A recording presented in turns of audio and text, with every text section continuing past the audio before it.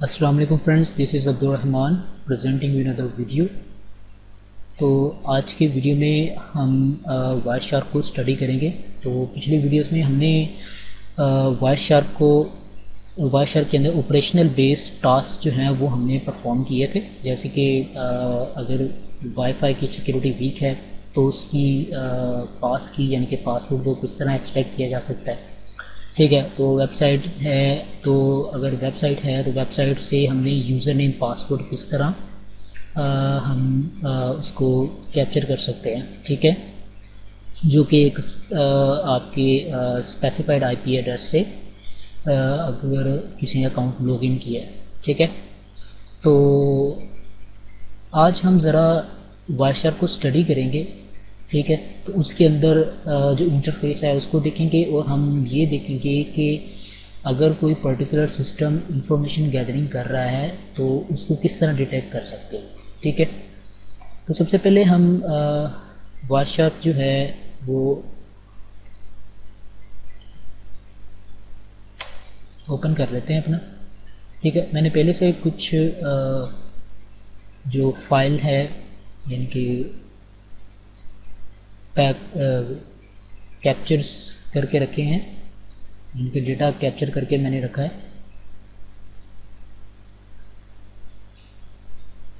उसको ओपन कर लेते हैं।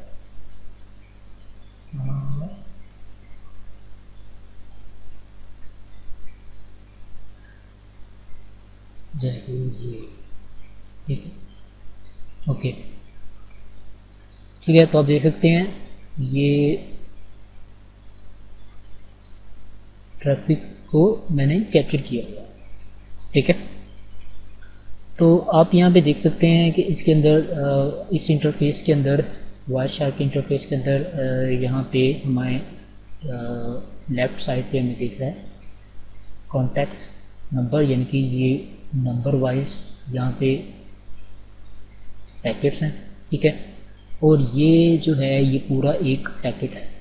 ठीक है, और ये टाइम यहाँ पे आ रहा है, इसका मतलब ये कि कितने टाइम में इसको कैप्चर किया गया है। ठीक है, और ये सोर्स है इस पैकेट का और ये है डेस्टिनेशन। अच्छा, सोर्स और डेस्टिनेशन के दरमियान जो डेटा जो है कैप्चर हुआ है या सेंड फ्लो ट्रांसफ़र हुआ है उसको इसने वायरशार्क ने कैप्चर किया है। ठीक है, तो ये जो पैकेट है ये इसका सोर्स है, ये जनरेट कहाँ से हुआ है, ये इस वेबसाइट से जनरेट हुआ है। ठीक है, और जैसे कि ये इस तरह एग्जांपल लगा लें, मिसाल के तौर पर जब हम वेबसाइट के ऊपर कोई भी ब्राउज़र के अंदर जैसे हम कोई किसी भी पर्टिकुलर वेबसाइट को हम एंटर करते हैं, लेट्स सपोज हमने यहाँ पे facebook.com डाला। ठीक है, तो इससे क्या होता है कि यहाँ से HTTP की रिक्वेस्ट जा रही होती है सर्वर को। ठीक है, जैसे कि फेसबुक के सर्वर को ये रिक्वेस्ट जा रही है। ठीक है, तो ये मेरा ब्राउज़ हो रहा है, तो जैसे ही फेसबुक का सर्वर इस रिक्वेस्ट को रिसीव करेगा तो वापस हमें रिस्पॉन्स देगा, यानी कि वापस जो डेटा है वो ट्रांसफ़र करेगा हमारे इस ब्राउज़र के अंदर। ठीक है, तो इस तरह ये जो हमारे पास सोर्स और डेस्टिनेशन के ऊपर जो कम्युनिकेशन है ये उसका फ्लो है। ठीक है, अब यहाँ से डेटा ट्रांसफ़र हुआ है, रिक्वेस्ट आई है और इस आईपी एड्रेस के ऊपर ठीक है डेटा आया और इस आईपी एड्रेस ने वापस इसको फीडबैक दिया। ठीक है, तो इस तरह ये कम्युनिकेशन हो रही। अच्छा, अब हमने मज़े की बात जो हमने डिटेक्ट करना है कि हमारे सिस्टम के ऊपर इंफॉर्मेशन गैदरिंग हो रही है कि नहीं हो रही। ठीक है, इस चीज़ को हमने कैसे डिटेक्ट करना, तो इसकी एक लाइव हमने एक एग्जांपल देख लेते हैं। यहाँ पे अगर हम नीचे ट्रैफिक को चेक करें, ठीक है, तो देखिए यहाँ पे देखिए, सबसे पहले आप ये देख रहे हैं ये भी इंफॉर्मेशन गैदरिंग का पैकेट है, जैसे कि हु हैज़। ठीक है, ये आर्ट पॉइजनिंग के पैकेट वो ट्रांसफ़र हुए। ठीक है। लेकिन ये किससे हुए हैं, ये 103 जो हमारे राउटर के अंदर एक दूसरी डिवाइस है उसने ये इंफॉर्मेशन गैदरिंग करने की कोशिश की है। चलिए अब इसको एक और देखते हैं हम। यहाँ पे हमारे पास यहाँ पे है ये आईपी एड्रेस, ठीक है। अब ये जो पैकेट है 136, ठीक है, इसने क्या किया है, इसने पैकेट की रिक्वेस्ट सेंड की है इस आईपी एड्रेस के ऊपर, ठीक है। इसने यहाँ से पिंग फायर किया और यही हमारी मशीन का आईपी एड्रेस है, ठीक है। अगर आपको मैं दिखाऊं यहाँ पे, ठीक है, तो 108 ये हमारी मशीन का यानी कि मशीन का आईपी एड्रेस है, ठीक है। तो जो मेरी मशीन है इसने वापस रिस्पॉन्स सेंड किया है 103 को, ठीक है। तो जैसे ये पिंग की रिक्वेस्ट इसने मेरी मशीन ने रिसीव की और मेरी मशीन ने वापस इस आईपी एड्रेस को रिक्वेस्ट वापस भेजी, यानी कि यहाँ से यहाँ तक का जो सिस्टम है वो एक्टिव है। जब मेरी मशीन ने वापस इस आईपी एड्रेस को रिक्वेस्ट भेजी 103 को, तो इससे इस आईपी एड्रेस के अंदर जो पर्सन बैठा हुआ उसको पता चल गया है कि यहाँ ये जो आईपी एड्रेस है ये एक्टिव है, ठीक है। यानी कि एक सिस्टम होता है ना कि यहाँ पे इस आईपी एड्रेस के ऊपर ऑन है या ऑफ है, ठीक है। तो उसको पता चल गया कि यहाँ पे जो बंदा बैठा हुआ है वो इंटरनेट चला रहा है, इंटरनेट पे अपनी एक्टिविटी परफॉर्म कर रहा है और ये एक्टिव है ये पर्सन। और अगर आप ये यहाँ पे आए, ये ICMP का पैकेट है, तो यहाँ पे देखें आपने ये पिंग रिक्वेस्ट की है और फिर मेरे आईपी एड्रेस ने 108 ने इसको वापस रिप्लाई किया, ठीक है। अब यहाँ पे क्या होता है, यहाँ पे फायरवॉल अप्लाई होती है। तो फायरवॉल का काम क्या होता है, फायरवॉल काम ये करती है कि जब स्पेसिफाइड फायरवॉल अप्लाई हो जाती है तो जैसे ही ये यहाँ पे ये आईपी एड्रेस इंफॉर्मेशन गैदरिंग करने की कोशिश करता है तो वो क्या करता है, यहीं से जो फायर करने से ही यहाँ पे फायरवॉल होती है तो इन दोनों के सोर्स और डेस्टिनेशन के दरमियान फायरवॉल आ जाती है और वहाँ से आपका जो जिसने फायर किया है पैकेट वो यहीं से नीचे ड्रॉप हो जाता है, ठीक है। तो यानी कि यह इस मशीन तक पहुँचता ही नहीं है, ठीक है। ये पहुँचने से पहले ही वो ब्लॉक हो जाता है पैकेट, ठीक है। तो ये फायरवॉल का यहाँ पे ये काम होता है। तो मेरे मशीन के ऊपर अभी पैकेट्स की फायरवॉल वो इंस्टॉल नहीं है, ठीक है। तो ये बताने के लिए यहाँ पे आपको समझाने के लिए, ठीक है।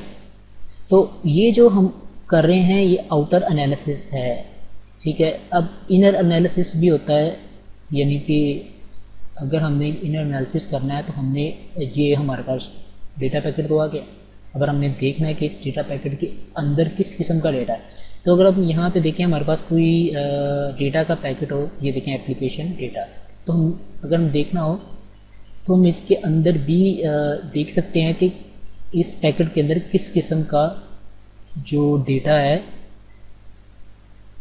या कम्युनिकेशन किस टाइप की। अब यहाँ पे आप देख सकते हैं ये सारी इंक्रिप्शन है, ठीक है। तो ये किस वजह से है, ये इस वजह से है क्योंकि जो वेबसाइट है जैसे कि ये यूज़ कर रही है हमारे पास SSL या सिक्योरिटी सर्टिफिकेट्स वगैरह यूज़ कर रही है, जिसकी वजह से इस वेबसाइट के अंदर जो है इसको मॉनिटर नहीं किया जा सकता क्योंकि ये फुली इनक्रिप्टेड है। अब ये इनक्रिप्टेड है, आप देख सकते हैं ये जो भी फ्लो आ रहा है, डेटा फ्लो आ रहा है, तो ये फुली इंक्रिप्शन में आ रहा है। अब यहाँ पे आप देखें कि इंक्रिप्शन जो है वो हर डिवाइस के अंदर है, ठीक है। तो अगर आपका स्पेसिफाइड आईपी एड्रेस के अंदर अगर आपका डेटा जा रहा हो तो वो आईपी एड्रेस से भी आपका डेटा जो है इनक्रिप्ट होता है, ठीक है। तो अब मैं क्योंकि वाईफाई के साथ कनेक्टेड हूँ तो इसीलिए मुझे ये डेटा ये जो ऊपर इस तरह linkedin.com वगैरह लिखा हुआ आ रहा है क्योंकि मैं इसके साथ कनेक्टेड हूँ। अगर मैं इसके साथ कनेक्टेड ना हूँ वाईफाई के साथ तो ये भी है, अगर मैं मॉनिटर मोड के अंदर इसको कैप्चर करूँ ट्रैफिक को तो ये भी जो www.linkedin.com आ रहा है ये भी इंक्रिप्शन में आएगा, ठीक है। तो ये इंक्रिप्शन की लेयर्स होती हैं, ठीक है। तो अगर मेरे पास डिक्रिप्शन की आ जाए, यानी कि वो SSL जो इस वेबसाइट के ऊपर लगा हुआ है, अगर मुझे उसका पता हो तो यहाँ से इसको आसानी से डिक्रिप्ट किया जा सकता है, जिससे आप आसानी से पता लगा सकते हैं कि इसके अंदर कौन कौन सा डेटा वगैरह है वेबसाइट के अंदर। कम्युनिकेशन आप पता कर सकते हैं कि किस टाइप की कम्युनिकेशन है। कम्युनिकेशन से मुराद मैं आपको सिंपल इसकी एग्जांपल इस तरह दूँ, मिसाल के तौर पर एक IP एड्रेस है, उस IP एड्रेस से यूट्यूब वगैरह को बंदा यूज़ कर रहा है, ठीक है। तो यूट्यूब के ऊपर अगर उसकी स्ट्रीम है तो इसके ज़रिए से स्ट्रीम को कैप्चर किया जा सकता है, तो हम ये देख सकते हैं कि वो यूट्यूब पे एक्चुअली क्या देख रहा है, ठीक है। तो इस तरह सिस्टम जो बनता है, एक पूरा जो सिस्टम बनता है, सिस्टम बनने के बाद उसकी प्रॉपर सिक्योरिटी की टेस्टिंग होती है, ठीक है। सिक्योरिटी की टेस्टिंग होती है और उसकी वीकनेस वगैरह उसको देखी जाती है। जैसे कोई वीकनेस वगैरह मिल जाता है किसी साइबर एक्सपर्ट को या जो पेनिट्रेशन टेस्टर्स होते हैं, तो वो क्या करते हैं, उसको रिपोर्ट करते हैं आगे डेवलपर्स की टीम को या प्रोग्रामर्स की टीम को। तो वो फिर उस चीज़ के अंदर वो बताते हैं, वो साइबर एक्सपर्ट या एथिकल हैकर वो बताता भी है कि इसको आपने किस तरह इस लूप होल को आपने फिक्स करना है, ठीक है। जैसे कि मिसाल के तौर पर डेवलपर जो होती हैं वो अगर किसी खास उन्होंने कोई एरे वगैरह लगाई है या किस तरह की उन्होंने जैसे कि असल में एक्चुअली हमारे पास होता है कि हमने कोई एल्गोरिदम नया, किसी डेवलपर ने एल्गोरिदम डिज़ाइन किया है और उसने वो एल्गोरिदम एम्बेड कर दिया है, ठीक है, खुद से एल्गोरिदम बनाया, लेकिन वो एल्गोरिदम जो है वो वीक है, ठीक है। तो एक एथिकल हैकर ने उन्हें पता चल गया कि यार ये एल्गोरिदम जो है वीक है, वो फिर उसको बताता है कि यार यहाँ से ये लूप होल है, इसको यहाँ से फिक्स कर, ठीक है। तो बेसिकली ये जो सारे होती हैं सिक्योरिटी के चेक पॉइंट्स होते हैं, तो विदाउट सिक्योरिटी कोई भी अगर एप्लीकेशन है, कोई भी चीज़ है, तो वो किसी काम की नहीं है जब तक आप उसके ऊपर सिक्योरिटी अप्लाई नहीं होती। सिक्योरिटी अप्लाई होने के बाद ही जो चीज़ें हैं वो सारी मार्केट में आती हैं या पब्लिकली आती हैं, ठीक है। तो उम्मीद करता हूँ कि आपको ये मेरी वीडियो पसंद आई होगी। तो मिलते हैं अगले वीडियो लेक्चर में, तब तक के लिए अल्लाह हाफ़िज़।